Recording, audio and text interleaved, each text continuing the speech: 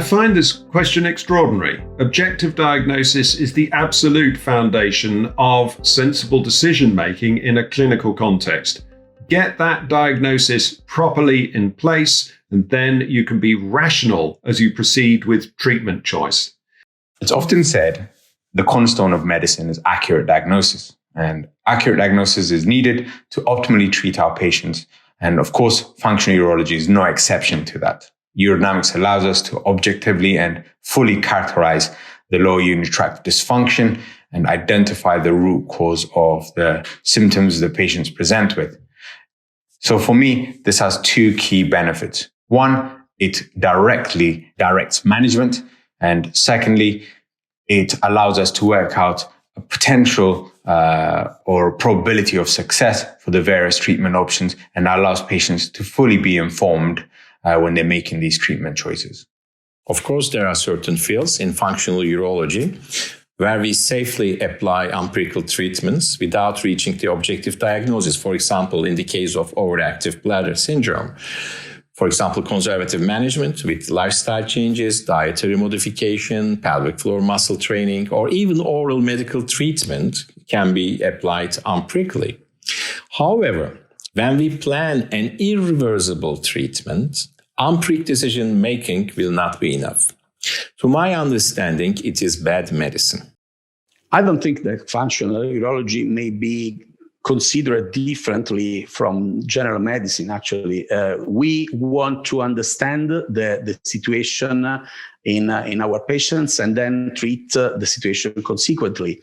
And urodynamics, it's not a black box where you put it in and the diagnosis comes out. But I think urodynamics can be very helpful in trying to get a more objective diagnosis for functional urology. We should not forget that a large part of the lower urinary tract is actually innervated and controlled by the autonomic nervous system, which does not provide exact information on what is going on. Hence, dysfunctions may occur before symptoms. This particular happens if the dysfunction progresses slowly over months or years, as we often see in patients with prostatic outlet obstruction. Whether it's minimally invasive treatment or even pharmacology, actually, empirically treating patients is really one that's inevitably going to have a much lower efficacy rate and outcome for the patient. Starting treatment, actually, without understanding the underlying problem is experimental. This is certainly allowed in several situations, and sometimes there is no other choice. However, in functional urology, there are very few emergencies requiring immediate start of the therapy without diagnostics. It's sometimes a little bit surprising that in research we talk so much about a level of evidence, but when it is coming to the daily clinical practice and treating patients, we sometimes just tend to rely on our gut feeling and not on objective findings. And I think this should change, and lower tract health should be taken seriously and not regarded as something that can be dealt with quickly in an outpatient office to achieve an optimal cost-benefit ratio.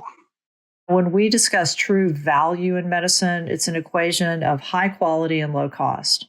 And there is minimal value for women in failing to appropriately diagnose a pelvic floor disorder, which could result in subsequent invasive treatments, which would not be successful for cure and may actually exacerbate their condition and lead to the need for further interventions.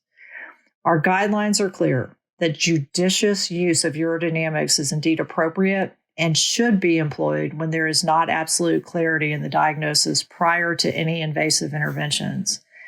The optimal approach is really personalized medicine, where the diagnostics and the treatments are tailored to fit a patient's condition and desires.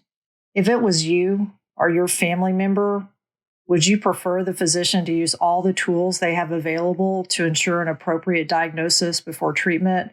Or would you like me to proverbially throw things at a wall and see what sticks? We need to expand evidence-based medicine, and urodynamics is important to drive these interventions.